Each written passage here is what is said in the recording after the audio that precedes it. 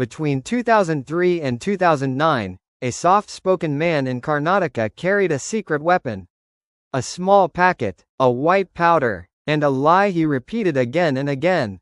People called him Mohan Kumar, but the world would later him as Cyanide Mohan, the serial killer who murdered women using poison, disguised as a blessing.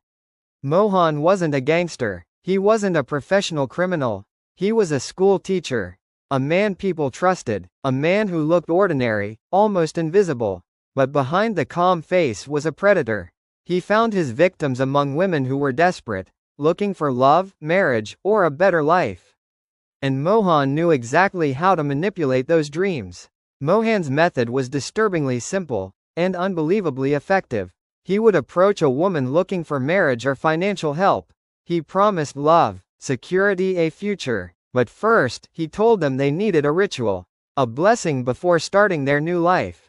He took every victim to a lodge, saying this is where they'd complete paperwork for marriage, or meet officials privately. Then he gave them a bottle of holy water, or first night pills for good luck.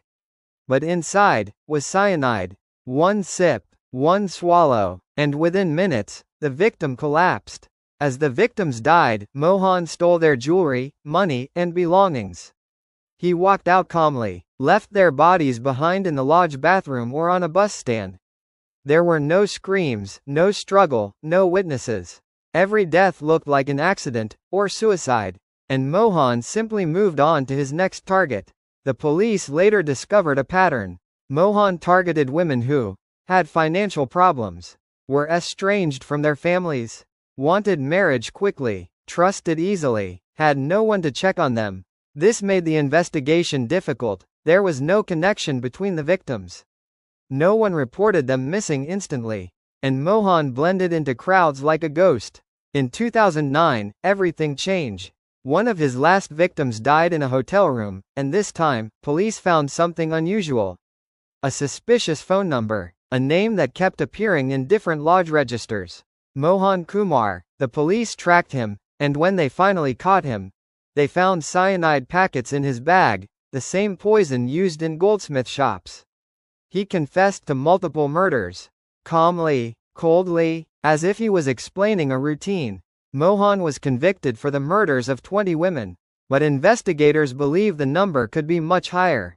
He repeated the same technique again and again, almost like he believed he would never be caught. The court sentenced Mohan to death by hanging in 2013. Later, this sentence was changed to life imprisonment. Even in prison, he showed no remorse, no guilt, no emotion. He said he did what he had to, and that the women were willing to trust him. Cyanide Mohan wasn't a killer who used violence. He used trust, and that made him far more dangerous.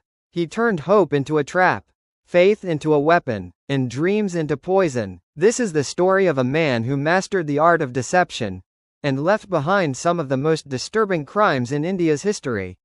If you want more stories like this, make sure to follow Naktra. Next week, we uncover the terrifying case of Javed Iqbal, one of Pakistan's most chilling criminals.